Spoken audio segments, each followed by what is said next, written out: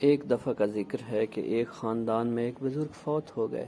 اولاد کو بہت صدمہ پہنچا، بہت دن سوگ رہا، سب اولاد پورا مہینہ سوگ میں اکٹھے رہے۔ 40ویں سے پہلے ان کی ایک بیٹی نے اپنی بیٹی کی شادی فکس کر دی، حالانکہ شادی کچھ دن بعد بھی کی جا سکتی تھی۔ اب بزرگ کی فوتگی کے ٹھیک 1 ماہ کے بعد پورا کا پورا خاندان شادی میں شرکت کرنے چلا گیا۔ مایوں، مہندی، شادی، ولیمہ، برائیڈل شاور کے مکمل فنکشن ہوئے۔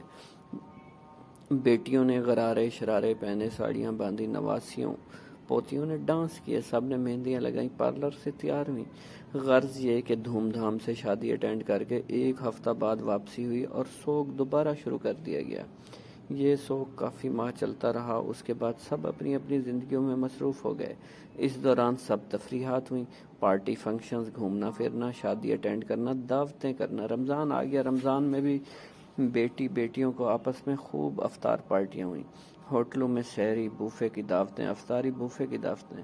عید والے دن پھر سوگ شروع کر دیا گیا۔ ان بزرگ کی وفات کے بعد پہلی عید ہے، سب نے پرانے جوڑے پہنے، نئے جوڑے افطار پارٹیوں اور سحری پارٹیوں میں پہن لیے تھے۔